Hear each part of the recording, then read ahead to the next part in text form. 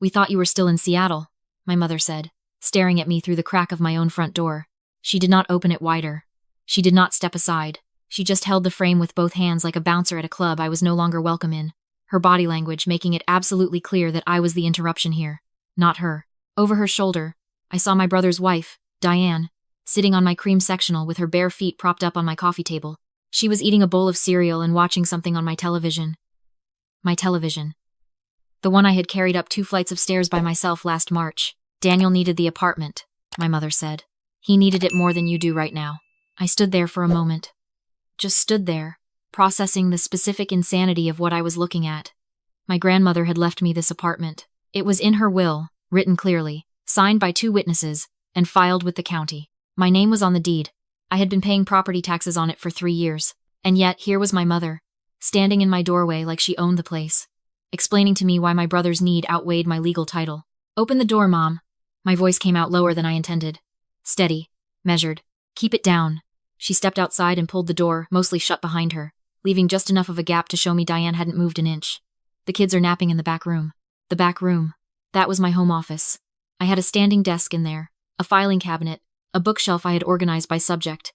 Apparently, it was now a nursery. "The kids," I repeated. "Ryan and Sophie. They have had a very hard few months, Claire." She said my name the way she always did when she thought I was being unreasonable, like it was a warning, soft and pointed at the same time. Daniel's business hit a rough patch. They lost the house in Tempe, and they had nowhere to go. What was I supposed to do? Let my grandchildren sleep in their car? "You were supposed to call me." "We tried." "No," I said. "You didn't." I had 4 missed calls from my mother over the past 2 weeks. All of them had come in during my firm's quarterly conference, and all of them went to voicemail. Not a single one said anything about my brother. Not a single one mentioned the apartment. They were all about whether I was coming home for Easter, whether I had found a church in Seattle, whether I was eating enough. The usual rotation. I had called her back twice. She had not said one word about Daniel. This was not an emergency response. This was a planned operation. "We knew you were up there until Friday," she said, crossing her arms. "We just wanted to get them settled first, so it wouldn't be such a shock. Dad came and helped move some of their furniture in on Tuesday. We changed the lock because the old one was sticking and we didn't want the kids getting locked out. It's already done, Claire. They're here. The kids are enrolled at Riverside Elementary. Daniel and Diane are getting back on their feet. You have your job in Seattle. You don't even live here full-time." There it was. That sentence, "you don't even live here full-time," was doing a lot of heavy lifting. As if the frequency of my presence determined the validity of my ownership. As if property rights were based on a point system where you had to clock enough hours to maintain your claim. The apartment had been my grandmother's. She had lived in it for 31 years. When she passed, she left it specifically to me. Not to my brother, not to my parents, but to me. Because she said I was the one who had visited her every Sunday for the last 4 years of her life. Because I was the one who had driven her to her chemotherapy appointments and sat in the waiting room with a book and never once made her feel like a burden. My brother had visited twice in those 4 years. Both times on holidays. Both times with his hand out for money she no longer had. "I need the key," I said. "Claire. The new key. Mom. Whatever you had cut when you changed the lock." She shifted her weight. There was a brief negotiation happening behind her eyes, how much resistance was worth it. How far she could push before I became a problem she couldn't manage. Then she reached into her cardigan pocket and produced a single brass key on a paper tag. She held it out between 2 fingers like she was doing me a favor. I took it without a word. I turned and walked down the stairs and out through the lobby, and sat in my car in the parking structure across the street. I sat there for a long time without starting the engine. I had driven 11 hours from Seattle. I had taken 2 days off work. I had come back specifically because something had felt wrong, some instinct I couldn't name. Something in the way my mother's voicemails had been too casual, too deliberately light. I had thought maybe she was sick and not telling me. I had thought maybe my father had had another episode with his heart. It had not occurred to me that the wrongness was this, that I would drive 11 hours and arrive at my own door, and be handed a replacement key like I was a guest who had misplaced her copy. I looked up at the window of my apartment. The lights were on. Diane was still on the sectional. Through the glass, I could see my grandmother's painting on the wall, the one of the mountains outside Flagstaff that she had hung there herself. It had not been moved. They had left that one in place. How considerate of them. My grandmother had left me this apartment because she believed in me. She had told me that, explicitly, sitting in the kitchen 2 weeks before she died, her hands wrapped around a mug of tea she was too tired to drink. She had said that she knew I would take care of it, that it would be safe with me. I had not cried at her funeral. I had been too busy making sure the flowers arrived, that the caterers knew my uncle's daughter was allergic to shellfish, that the parking at the church would be adequate for the number of people coming. I had organized all of it because that was what I did. That was the role I had been playing my entire life. I was the capable one. I was the one who handled things. And apparently that reputation had convinced my family that what was mine could be redistributed without asking. Because I would handle that too. I pulled out my phone. I did not call the police. I knew what would happen if I called the police. They would show up. They would knock on the door. And the moment my mother appeared with 2 small children visible behind her, the entire dynamic would shift. I would be the person trying to remove a grandmother and 2 toddlers from their home. Even if I was legally correct, and I absolutely was, the optics would be used against me. My mother knew that. She had calculated that before she had ever changed the lock. I also did not call a lawyer. Not yet. Instead, I called my college roommate, who was a paralegal in Phoenix, and had talked me through more than one situation over the years. I explained what had happened in about 4 minutes. She was quiet for a moment when I finished. Okay, she said. First question. Does he think he's a tenant? I don't know what he thinks he is. That's the whole ballgame, she said. If he believes he's a tenant, you've got an eviction process ahead of you. And that is months, minimum. But if he's there under a license like an employee or a caretaker, that's a completely different animal. That's revocable. You can terminate it, and he's gone. I sat with that for a moment. Then I thought about my brother. Daniel was 40 years old, and had been running the same story for 20 years. He was always one good deal away from success. He was always in between things. He had charm in abundance, and follow-through in none. He had borrowed money from my parents, from our aunt, from friends, from me, with full conviction each time that he was going to pay it back, as soon as this next thing came through. The next thing never came through. But the conviction was real. He genuinely believed his own narrative. And right now his narrative was that he was a man who had fallen on hard times and needed a safe place to land while he figured things out. He was not the kind of person who thought carefully about contract terms. He was the kind of person who saw benefits and signed. I told my roommate I would call her back. Then I sat in the parking garage and started writing. I did not go back to the apartment that evening. I got a room at the Marriott 8 blocks away, ordered room service, and spent 3 hours at the desk working on a document that I was going to call a property caretaker and management agreement. I had seen a version of one in a real estate continuing education seminar I had attended 2 years ago. I knew the basic structure. I knew the critical legal distinction.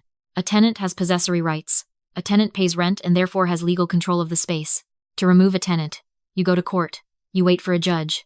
You follow a process that in this state takes between 2 and 6 months. A licensee has none of that.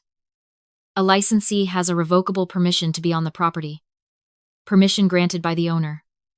Permission that can be taken back. A hotel guest is a licensee. A house sitter is a licensee. A property caretaker is a licensee. The hook I was going to offer my brother was this. I would put him on the books as the official caretaker of the apartment. In exchange, he would receive free housing, a modest monthly stipend, and access to the health insurance plan I carried through my firm, which covered spouses and dependents. Daniel and Diane had 2 kids under 5. Neither of them had insurance.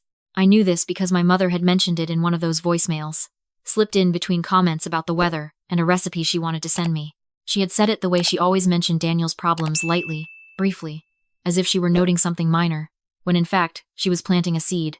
Health insurance for the kids. That would be the number that overrode everything else. I added the clauses I needed. Housing provided strictly as a condition of employment. Termination of employment results in immediate revocation of occupancy license. Caretaker consents to video monitoring in common areas. Caretaker authorizes employer to run background and credit checks for bonding purposes. That last one was not for insurance. That was for me. I printed the document at the hotel business center at 7 in the morning, got a coffee, and drove back to the apartment. My mother answered the door, this time in a proper robe, with reading glasses pushed up on her head, looking like she had been expecting me.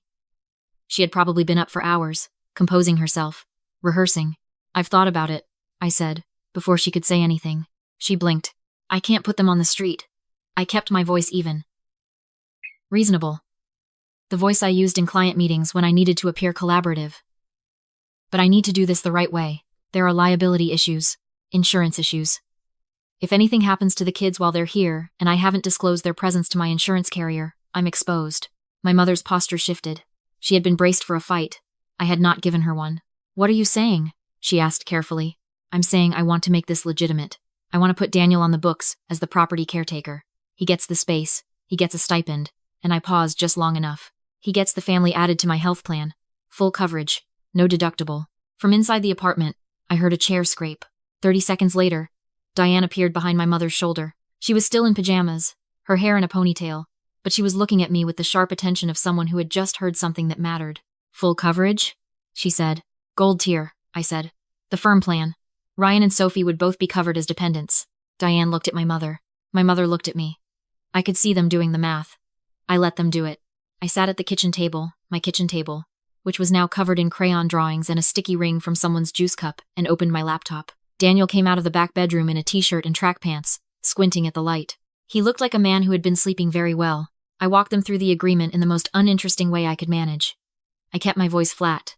I emphasized the benefits: health insurance, stipend, stability. I glossed over the liability sections.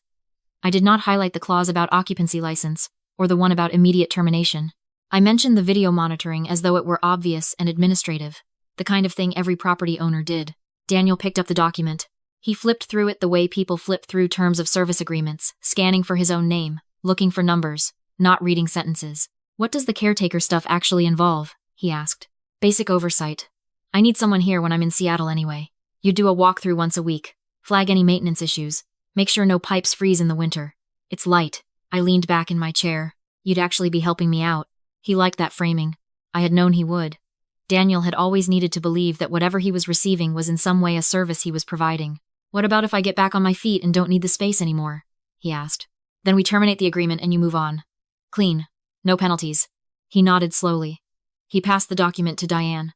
She spent more time on it than he had, but her eyes kept drifting back to the insurance section. The promise of covered pediatric appointments, of dental, of no co-pays for the kids, was too large to let the other clauses compete for her attention. My mother was beaming from the doorway. She looked like someone who had just watched two estranged relatives shake hands at a wedding. She had gotten what she wanted, which was the situation she had manufactured. "Now with my blessing and my signature on it. I think this is so mature," she said. "I knew you two could work it out." Daniel signed. Diane signed. He signed. I gave them the new door code. I mentioned, casually, that I had updated the smart lock, and the old manual deadbolt they had installed was now redundant. I suggested they leave it unlatched for fire safety. They agreed without discussion. Then I told them I was heading back to Seattle that afternoon to finish out the week. My mother walked me to the door with the warm satisfaction of someone who believed she had won. "I'm proud of you," she said, squeezing my arm. I smiled and walked downstairs and got in my car. I drove to the Marriott, checked back into my room, ordered a sandwich, and opened my laptop. The security cameras I had installed in the apartment 3 years ago, in the kitchen, the living room, and the hallway, had been recording on cloud backup since the day I moved in. I opened the feed. The picture was clear. I could see Daniel standing in my kitchen eating a bowl of cereal directly from the box. I could see Diane unpacking a bag of their belongings onto my shelving unit. I could see my mother, still in the apartment, cheerfully reorganizing my kitchen cabinets, as if rearranging spices were the natural conclusion of a successful negotiation. I watched for a while, not with anger, with patience. On the second day, I opened the background check I had ordered under the bonding clause in the contract. The report loaded in segments. I scrolled through it the way you read something you are already half prepared for. It was worse than I had expected. There were 2 civil judgments against Daniel in Maricopa County. One for unpaid contractor work, one for a business loan he had personally guaranteed and then defaulted on. Total outstanding, just over $41,000. There was a collections account in Diane's name for 18 months of unpaid rent on the Tempe house, filed by a property management company called Destin Realty Group. And then, at the bottom of the report, something I had not expected at all, a flagged address match. My apartment's address, my grandmother's apartment's address, had been registered as the principal place of business for an LLC called Landmark Property Holdings, which had been incorporated in the state of Arizona 7 months ago. The registered agent was listed as Daniel M. Calloway. My brother had registered a business at my address without my knowledge or consent. I sat back in my chair. I thought about what that meant. An LLC registered at an address requires a physical presence, or at least a credible one. He had been planning this. He had not landed here in desperation after losing the Tempe house. He had been laying the groundwork for months. The address registration predated their move-in by nearly half a year. He had used my grandmother's apartment, my apartment, as a business address while I was in Seattle, without ever asking, without ever mentioning it, counting on the fact that I rarely checked the mail that accumulated in the lobby mailbox downstairs. I picked up my phone and scrolled through the camera feed to the evening of the first day, after I had left. I found what I was looking for at about 9:15. Daniel came into the living room carrying a manila folder. He glanced toward the hallway, checking that Diane and the kids were elsewhere, then sat at the coffee table and spread out a series of documents. The camera resolution was good enough that I could make out letterheads. I recognized the logo of a title company I had seen before. He was not just living in my apartment, he was conducting business from it. Business he had not disclosed to me. Business that was now legally tied to an address that belonged to me. I did not sleep much that night. The next morning I called my paralegal friend back and described what I had found. She was quiet for longer this time. "The LLC registration is the problem," she finally said. "He has created a paper trail that links your property to his business. If Landmark Property Holdings has any debt, any litigation, Any regulatory issue. Plaintiff's counsel is going to look at that address. Your name is on the deed. You need to untangle that immediately. How do I do that without tipping him off? You terminate the caretaker agreement, she said, which you can do right now, today, for any reason, because that's what you built into the contract. Once employment ends, the occupancy license is revoked. Then you send a formal cease and desist to the LLC registered agent, which is your brother, demanding they update their registered address. And then you file a correction with the state business registry. And if he claims squatter's rights? He signed a document 12 hours ago confirming he is an at-will employee and a licensee, not a tenant. In this state, that document is going to hold. I thanked her. I hung up. I opened my email. I wrote the termination notice carefully. I stated that due to a conflict of interest discovered during the bonding review process, the caretaker agreement was being terminated, effective immediately, pursuant to Section 9, Paragraph C. I stated that, as a result of termination, the occupancy license was revoked. I gave them 24 hours to vacate, and offered, in good faith, to help coordinate temporary storage for their belongings. I kept the tone professional. I attached the signed contract as a reference document. I sent it to both Daniel and Diane. Then I called the Arizona Corporation Commission and reported that the registered address for Landmark Property Holdings had been listed without the property owner's consent and requested an administrative correction. The woman I spoke to was efficient and unsurprised. Apparently this was not an uncommon situation. Then I found the number for Destin Realty Group, the property management company that had filed the collections judgment against Diane, and I left a message with their legal department, providing my brother's current address and confirming that he would be vacating within 24 hours. I watched the camera feed that evening. Daniel read the email at 7:43. I watched him read it twice. His face went through several stages in quick succession: confusion, then a flash of something that might have been fear, then the settling of his jaw into the expression I knew well. The expression that meant he had decided this was someone else's unreasonableness and he was the victim of it. He called my mother. I turned up the audio on the feed. "She's trying to evict us," he said. "She sent some kind of legal notice. I need you to call her." I heard my mother's voice, tinny and distant through his speakerphone. What did it say? Something about the contract. I didn't read the whole thing when I signed it, but she's saying we have to leave by tomorrow. There was a pause. "That can't be legal. I'm going to tell her we have squatters' rights," Daniel said. "We've been here over a week. That has to count for something."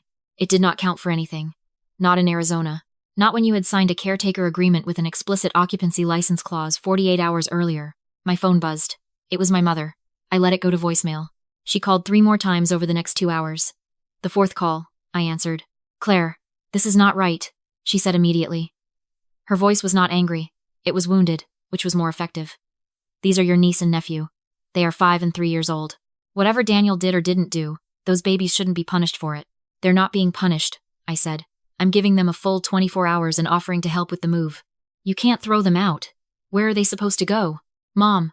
I sat down on the edge of the hotel bed. "I want to ask you something. Did you know about the LLC?" Silence. "Did you know that Daniel has had my grandmother's address listed as the registered office for his business since last October?" More silence. And then, in a voice that had lost some of its injured quality, "I don't know anything about that. She may have been telling the truth. She may not have been. It didn't change the calculation. The agreement he signed gives him no tenant rights," I said. "If he refuses to leave, it becomes trespassing, and I will call the police. That's not what I want. I want him to take the 24 hours and go. Please help make that happen." I hung up before she could answer. I did not sleep particularly well. But I did sleep. By the following afternoon, Daniel had not responded to the termination email. He had not called me. I watched the feed and saw that he and Diane had been arguing on and off all morning. Voices low, gestures sharp. At one point he went into my home office, the room with my filing cabinet and my grandmother's handwriting on a sticky note, still attached to the monitor, and he spent 20 minutes in there going through papers. I watched him open the filing cabinet. I watched him pull out folders and flip through them. I called the non-emergency police line and explained the situation. I referenced the signed agreement. I gave them the section numbers. The officer I spoke to took notes and said she would send someone for a civil standby if I wanted to accompany them to the apartment. I said yes. We arrived at 4 in the afternoon. 2 officers, me, and a locksmith I had booked for 5 o'clock. Daniel answered the door. He looked at the officers. He looked at me. Something shifted in his face the moment when the narrative he had been holding collapsed. The moment when he understood that what he had signed was not a lease, not a license to stay indefinitely, not a technicality he could argue around. He had signed a document that made him an employee, and I had just terminated his employment. "This is not right," he said. To me, not to the officers. His voice was not loud. It had the quality of something that had already accepted the situation, but had not yet admitted it. "It's legal," I said. "The agreement is clear. I'm sorry it came to this." Diane appeared behind him with Sophie on her hip. She looked exhausted. She did not argue. She looked at her husband with an expression I recognized. The expression of someone who had been doing that calculation for years, adding up the costs of the decisions made by the person they were with, and had finally arrived at a number too large to pretend away. They were out in 3 hours. They took the children's things first, then the clothes, then the boxes they had never fully unpacked. My mother showed up halfway through and spent 45 minutes loading their car without looking at me once. My father did not come. When the last box was out, the officer gave me the all clear. I changed the code on the smart lock. The locksmith removed the manual deadbolt my mother had installed and resecured the original frame. I closed the door. I stood in the apartment alone for the first time. The sectional had a juice stain on the left cushion that was going to need professional cleaning. The white wall in the hallway had a series of scuff marks at toddler height.